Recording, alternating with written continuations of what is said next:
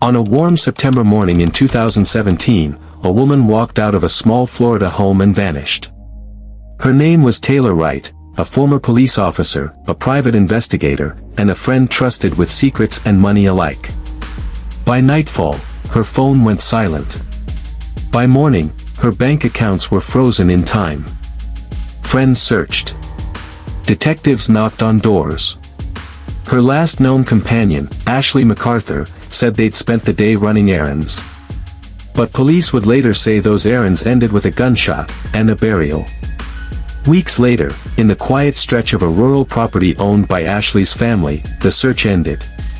Beneath a layer of concrete and potting soil lay Taylor Wright's remains. Around her neck, a familiar necklace, one her loved ones instantly recognized. Ashley MacArthur, a former crime scene technician, was arrested. Prosecutors called it greed, betrayal, and a calculated murder over $34,000 in stolen funds. In 2019, she stood trial for first-degree murder. And in that trial, in a moment no one expected, her husband stepped forward to defend her. What unfolded in that courtroom left the judge without words, and the gallery frozen in disbelief. The town was quiet that morning, too quiet for what was about to unfold inside its oldest building. The courthouse stood like a relic of another era, a century-old brick structure with walls darkened by time and rain, its tall arched windows tinted a dull yellow from decades of dust and sunlight. The mortar between the bricks seemed to hold more than stone, it held the weight of trials past, of verdicts whispered in hushed tones, of lives altered with the drop of a gavel. A faint scent of polish lingered in the air just inside the heavy oak doors, but it could not disguise the musty breath of old paper and worn leather. The echo of footsteps on the marble floor carried longer than it should have, every step feeling like a warning. In the gallery, wooden benches lined up in rigid rows, their surfaces smooth from years of restless hands and anxious shifting. Today, those benches were nearly full. People came not just for justice but for answers to questions no one wanted to believe could be true. In the front row sat friends, family, and curious strangers, each carrying their own version of what might have happened. But all eyes inevitably found their way to the woman seated at the defense table. Ashley MacArthur. She sat with her back straight, hands folded neatly, face calm in a way that made you wonder if she was at peace, or if she had practiced it in the mirror. Her dark hair framed features that betrayed nothing, no fear, no anger, no sadness. She glanced up now and then, not at the jurors, but toward the gallery, as if searching for familiar eyes. Beside her, her attorney leaned close, whispering something she acknowledged with only the slightest nod. Across the aisle sat the prosecution, papers stacked in precise order, exhibits already waiting in labeled folders. The prosecutor, sharp-eyed and deliberate in every movement, studied Ashley like a puzzle to be solved. There was no friendliness here, only a quiet readiness, as if each document and photograph was a weapon waiting to be drawn. At the center of it all, high above the rest, the judge presided from the bench. His expression was unreadable, carved from years of holding back opinion until the moment the law required it. The robe draped over his shoulders like a shadow, his hands folded over a file that contained the fate of the accused. And yet, in this sea of faces, another name seemed to hang in the air like a ghost, Taylor Wright. She was not here to speak for herself.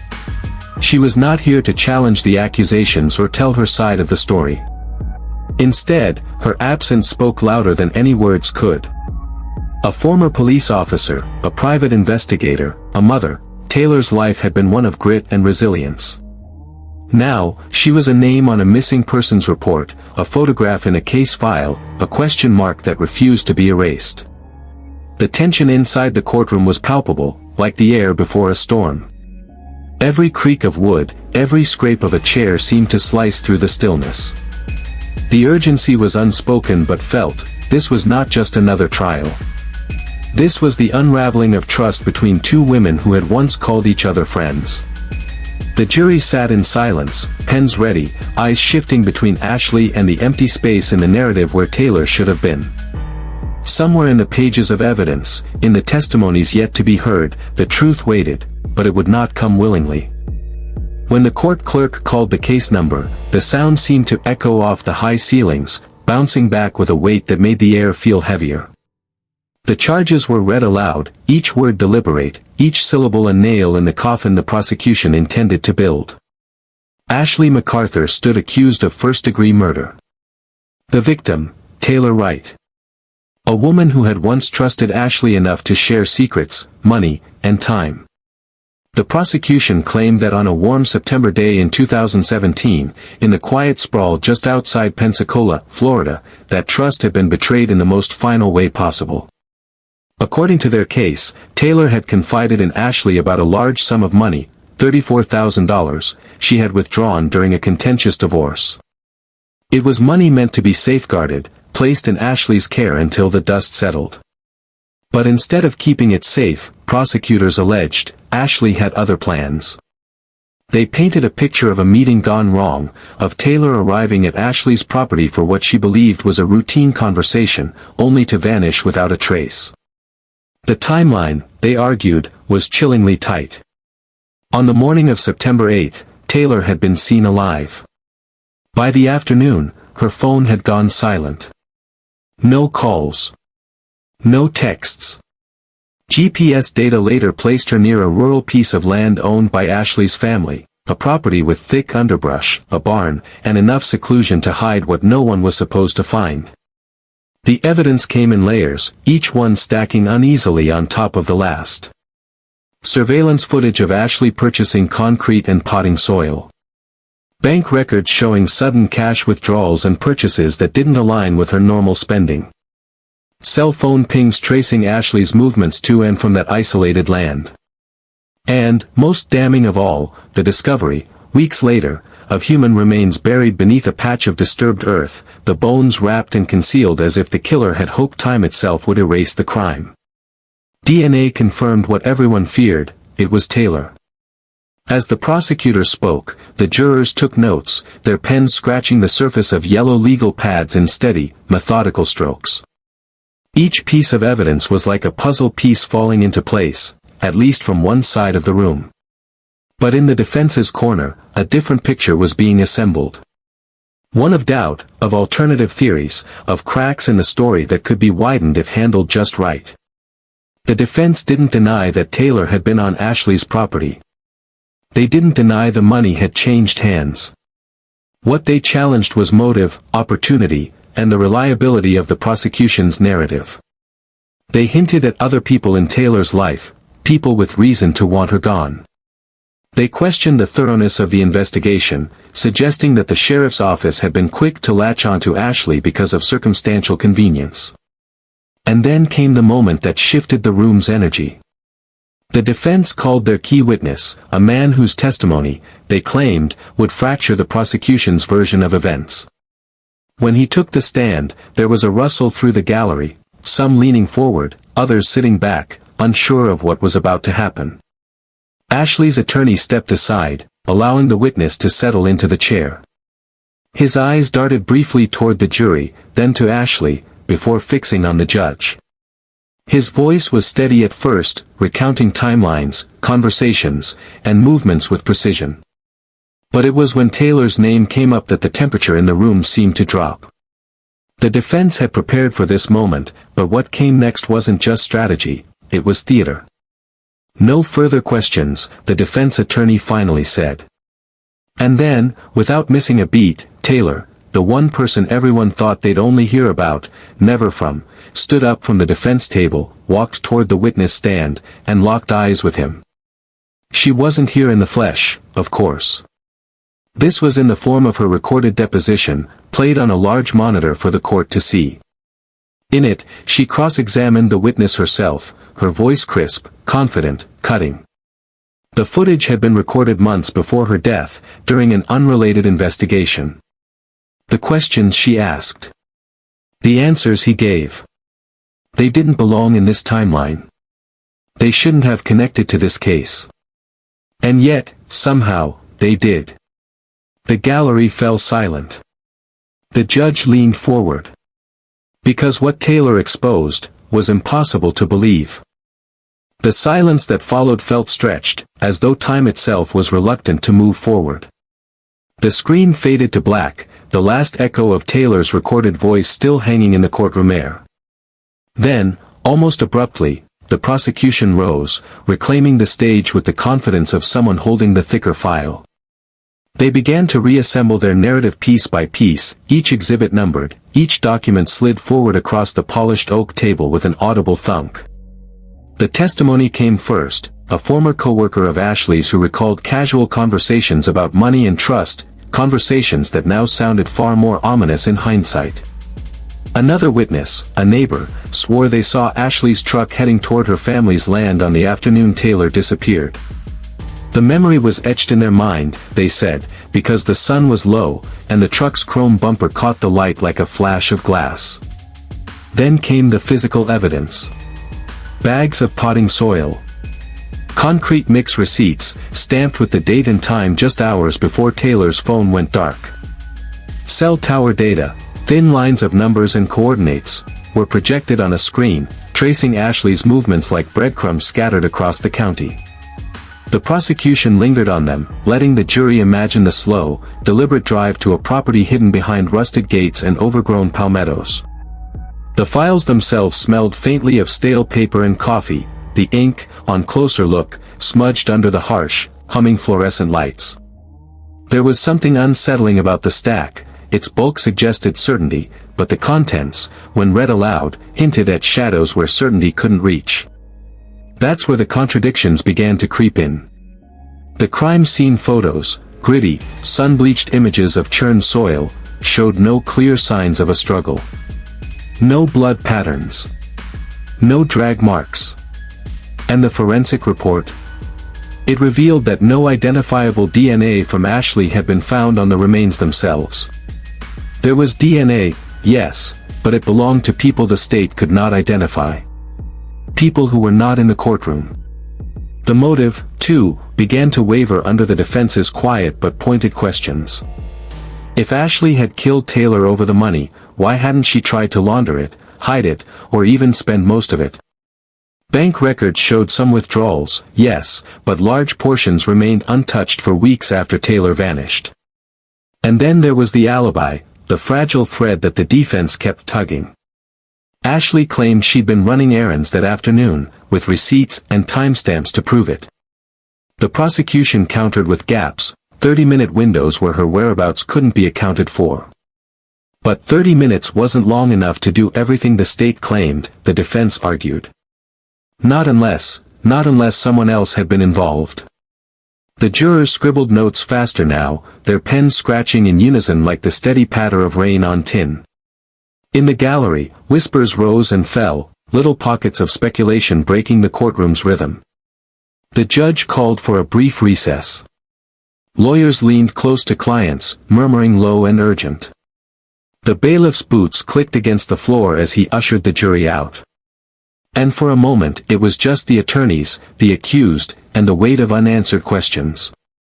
Outside, the afternoon light had shifted, the shadows through the high windows had lengthened, stretching across the walls like dark fingers. Somewhere in the back, a reporter clicked a pen and began a new page in her notebook. The story, she knew, was just beginning to fray. Because for every answer the prosecution gave, two more questions seemed to surface, and some of them pointed in directions no one had dared to look. When the court reconvened, Taylor didn't rush back into the fray. He moved like someone walking a tightrope, deliberate, focused, knowing that one misstep could send everything crashing down. The defense table was a fortress of manila folders, loose-leaf notes, and yellow legal pads scrawled with looping handwriting. Every scrap of paper had a purpose, every margin carried symbols only Taylor seemed to understand. Behind closed doors, far from the jury's watchful eyes, Taylor's preparation was relentless. Late nights under the sterile buzz of the office desk lamp, his jacket draped over a chair, coffee cooling in forgotten mugs. Interviews replayed in his head, word for word, each pause dissected for what it concealed rather than what it revealed. A paralegal leaned over the table in the defense war room, her finger tracing a route on a county map. "We need to talk about that timeline again," she said, voice low but urgent. Taylor didn't look up immediately. Instead, he tapped a pen against a highlighted line in the police report. "No," he replied, calm but firm, "we don't need to talk about it, we need to break it apart. Piece by piece. And then, we see what falls out."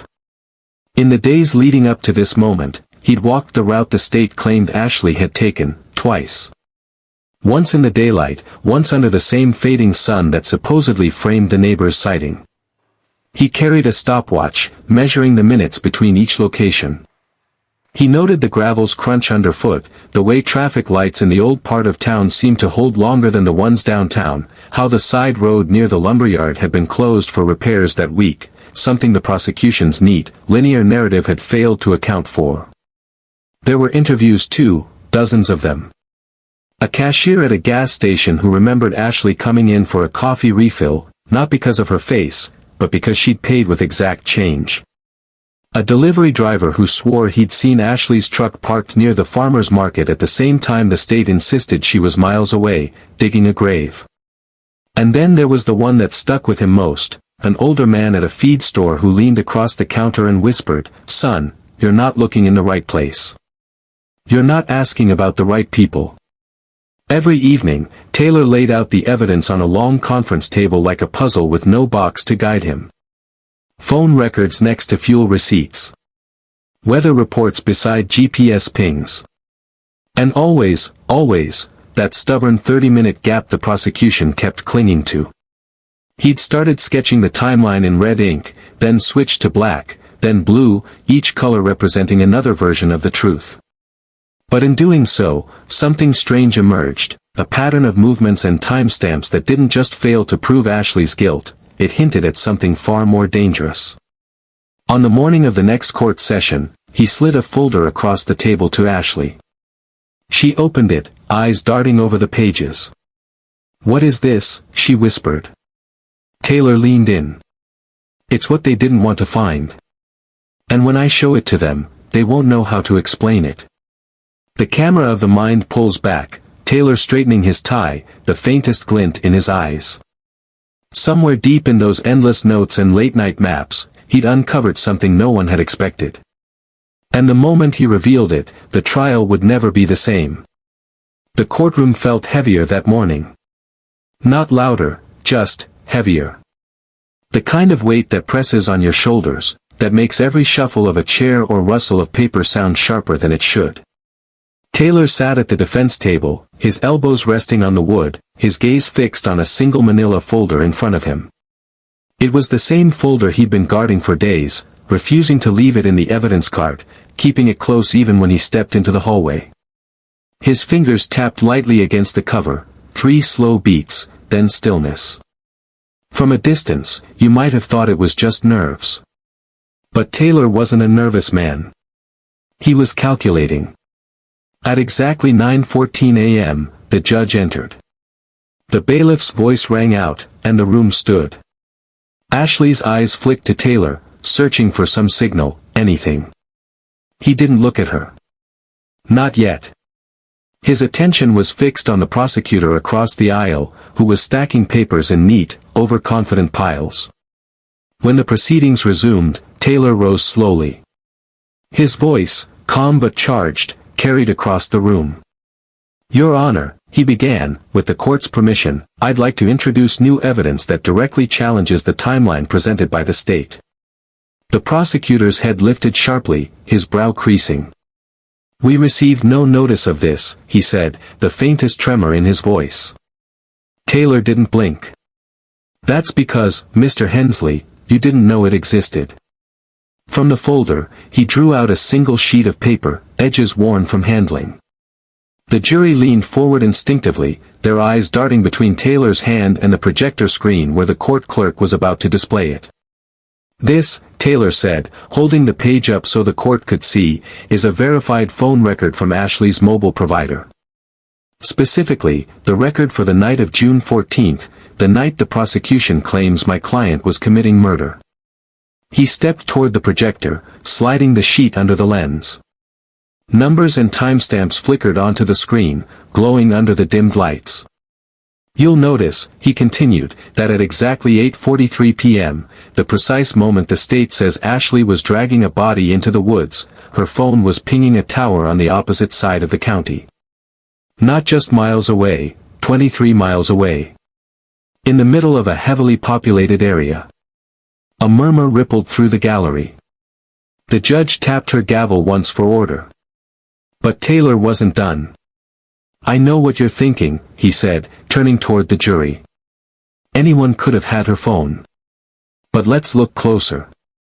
He produced another sheet, a call log. 2 minutes after that ping, Ashley's number dialed her sister. Not a missed call, an actual conversation lasting 3 minutes and 22 seconds. And guess what? Her sister remembers the call, because Ashley was complaining about the rain. The same rain that, according to the state's own weather reports, didn't fall in the alleged crime scene until over an hour later.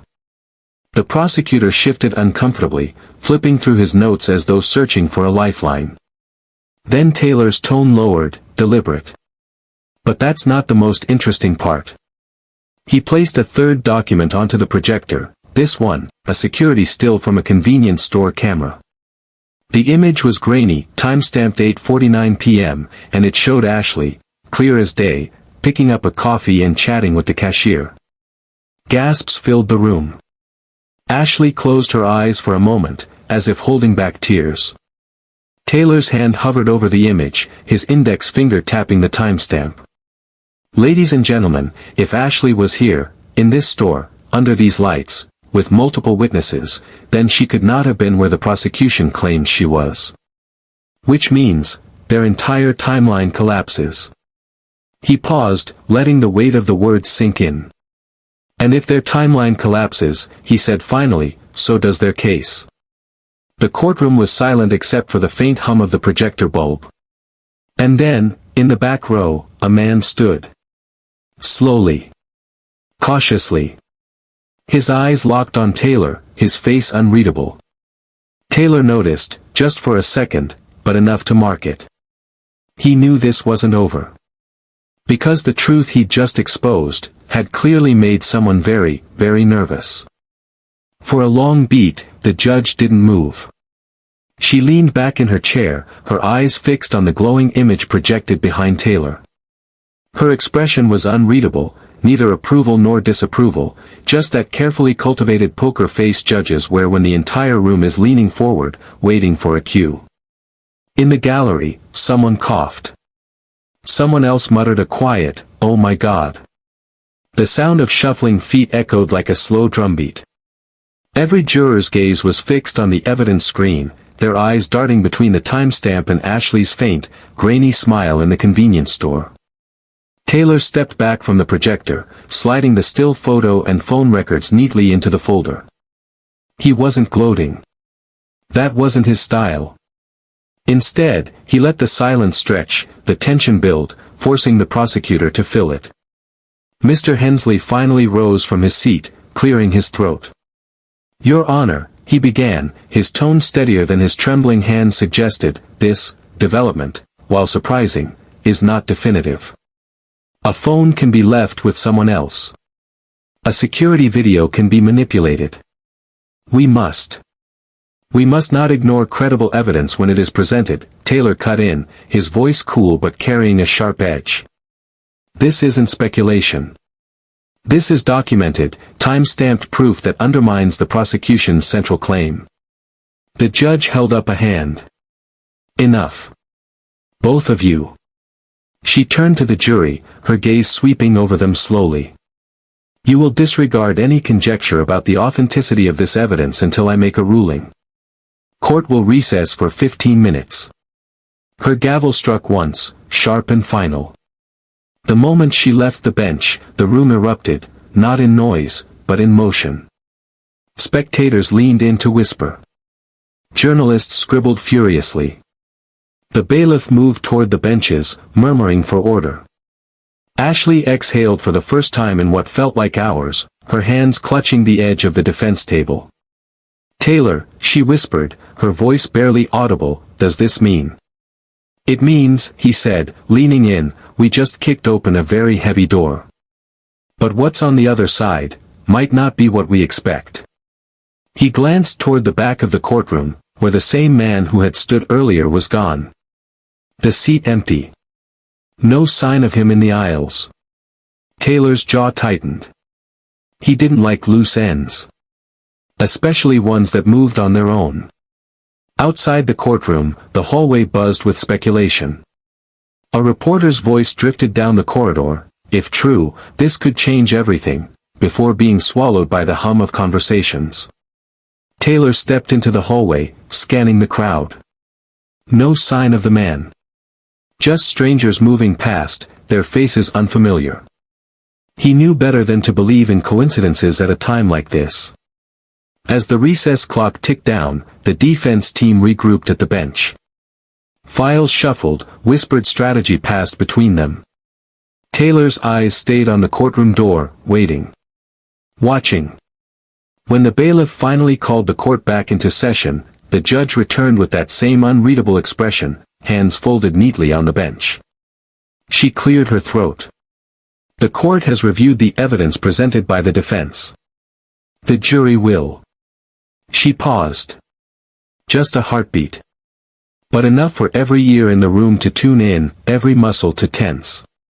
Silence filled the room, and for a moment, no one could say what came next. The pause was deliberate. Measured. Judges don't let silence hang unless they mean for it to settle deep, into bone and marrow.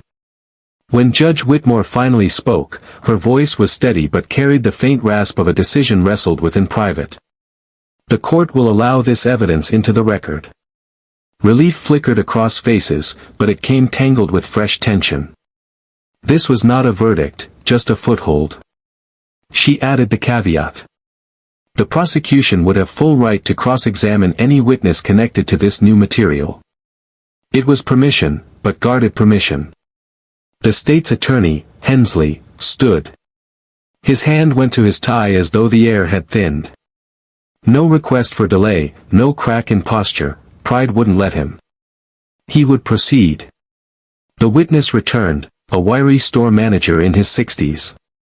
Nervous eyes. Thin voice. The defense placed the image before him, a timestamp, June 14, 9:42 p.m. The defendant inside his store.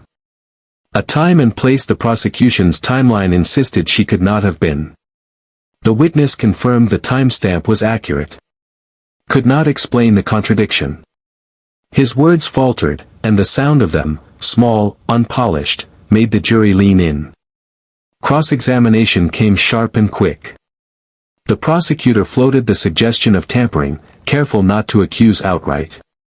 A tactical seed of doubt. The judge cut it short. Without proof, speculation would not stand. The reprimand struck quietly but with weight. The air in the courtroom shifted. One piece of evidence admitted. One witness unsettled. One prosecutor reined in. These were not sweeping victories, but subtle ones, adjustments to the battlefield. The jury's eyes moved between the defendant, the photo, and the restless pacing of the state's attorney. The gavel fell twice. Adjourned until morning. Outside, reporters circled like gulls over a fresh catch.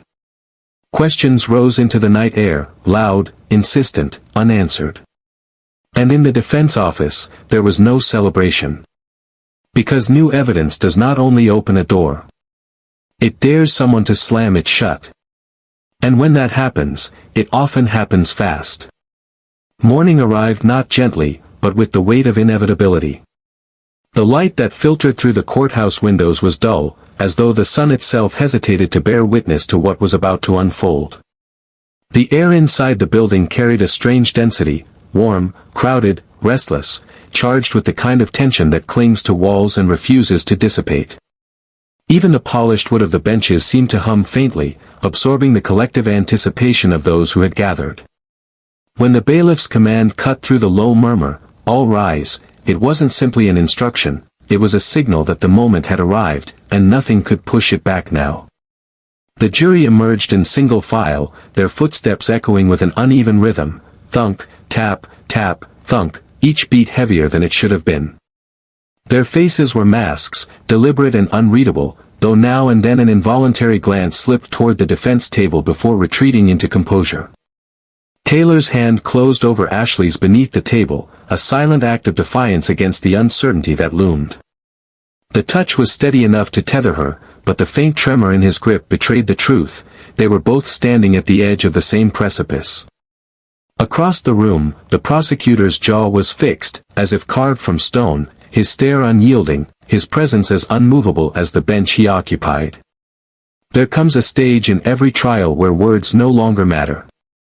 The speeches have been made, the evidence presented, the objections shouted and sustained. What remains is the silent calculus unfolding in 12 separate minds, each carrying its own biases, its own weight of responsibility. Language bows to the verdict's inevitability, and even the attorneys, fighters to the end, fall quiet. The judge's voice broke the stillness. She addressed the foreperson, a woman whose silver-streaked hair and composed posture betrayed nothing of what she carried in her hands. Yes, they had reached a verdict. The words were spoken without inflection, but the way her fingers tightened around the folded sheet told a different story, one of burden, one of gravity. The paper began its slow passage across the room. From the foreperson to the bailiff. From the bailiff to the judge. Each transfer was measured, almost ceremonial, as though the fragile weight of it could shatter if rushed. The judge's eyes skimmed the contents, her expression as impenetrable as stone. A small nod followed, and the paper returned to the foreperson. The defendant was called to rise. Taylor moved first, steadying Ashley as she stood, her knees threatening to betray her. Her body felt light, brittle, as if a single wrong movement might cause her to splinter. And then, those words, those careful, deliberate words that would carve the day into before and after. In the matter of the state versus Ashley Bennett, on the charge of first-degree murder. Time began to warp. A cough somewhere in the gallery. The shifting of weight, the squeak of a shoe against the floor. Beneath it all, the deafening pulse of her own heartbeat. It's remarkable, the narrator reflects, how a single second can fracture into 1,000 fragments, each one expanding into its own endless stretch. In those slivers of time, Ashley saw everything. Her mother's gentle voice calling her in from the porch, the stale bitterness of the coffee she'd sipped in the holding room, the faint glow of the moon through the narrow bars of her cell. We, the jury, find the defendant, not guilty. For the briefest of pauses, the room stood in suspended animation. And then the air released, like a held breath finally escaping. The sound returned in a flood, gasps, sighs, muffled curses, the rustle of movement. Taylor's grip tightened, grounding her in a moment that already felt unreal. His voice reached her through the noise, raw and breaking, "It's over, Ashley." But the truth was more complicated. It was over only in the way storms end, leaving behind streets still wet, skies still heavy, and a world subtly altered. The prosecutor closed his file with the precision of a man trained to mask disappointment. The judge's gavel tapped twice, sealing the proceedings, dismissing the jury, returning the room to something like ordinary space. Yet, as the doors opened and people began to drift out, the quiet truth remained: the trial had ended, but the story had not. Not by a long shot.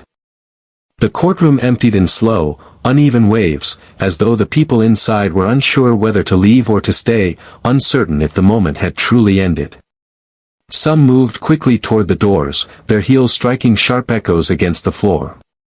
Others lingered in their seats, staring at the judge's bench as if expecting another word, another twist. The air was heavy with the scent of polished wood and stale paper, and somewhere in the corner, the faint hum of an old light bulb filled the silence left behind. Outside the chamber, the corridor seemed longer than it had hours ago. Each step carried the weight of weeks, of sleepless nights and endless waiting.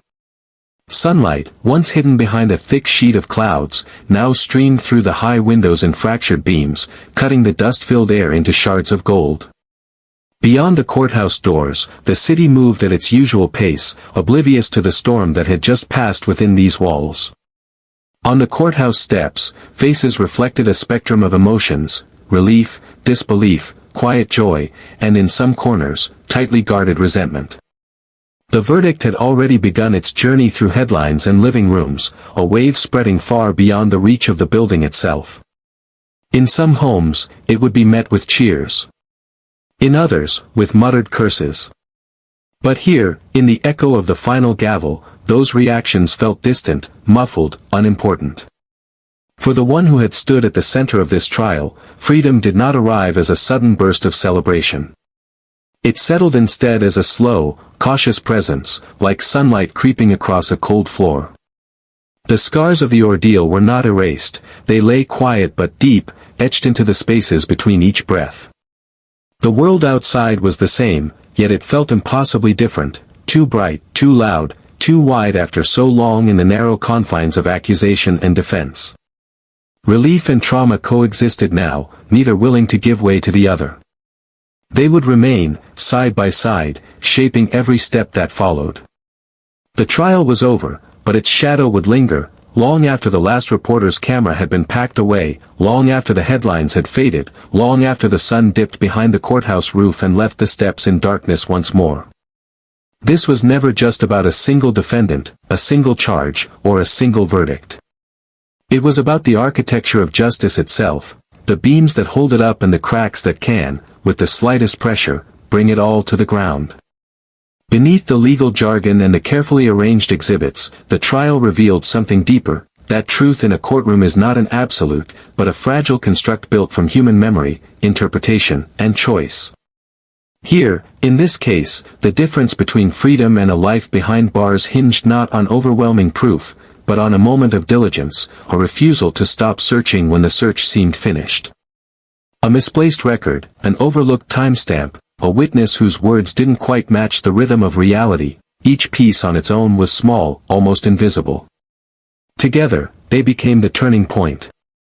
And that, perhaps, is the quiet warning at the heart of this story, that justice can falter not through grand corruption, but through the ordinary negligence of those who believe their work is already done. It is also a reminder of the invisible weight carried by those accused, the erosion of time spent waiting to be believed. Public opinion shifts like wind through an open door, and in that shifting, lives can be dismantled long before the truth has its day. The biases, spoken and unspoken, don't vanish when the gavel falls, they cling, shaping how the world looks at someone long after they've been declared innocent. And so, the case leaves behind more than an empty courtroom.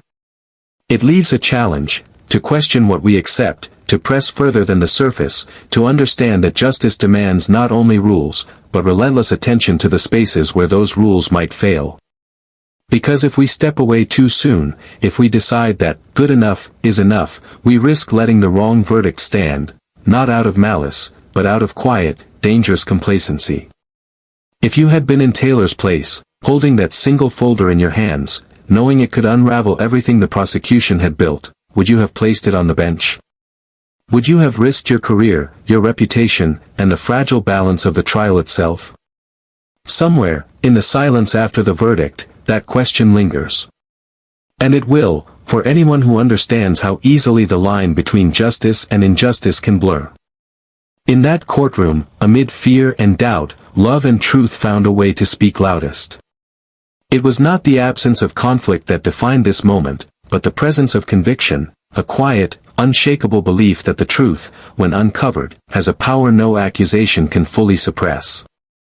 Ashley walked out that day not just as a free woman, but as someone who had stared into the hollow machinery of justice and watched it, against all odds, shift in her favor.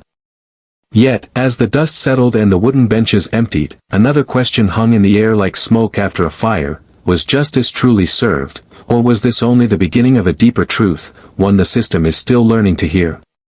For every Ashley, there are others whose evidence never reaches the light, whose defenders never find that single thread that can unravel a false narrative.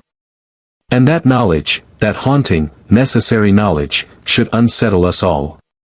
If this case moved you, if it stirred something in the space between outrage and hope, stay with us. This is where courage meets justice, where every story asks us to look closer, to listen longer, to demand better. Hit subscribe, not for entertainment, but to keep these conversations alive, where they belong, in the open. Next week, we'll step into the shadowed corridors of another case, a story where a single photograph, forgotten in a locked drawer for 20 years, holds the key to everything. Until then, stay vigilant. The truth rarely knocks twice.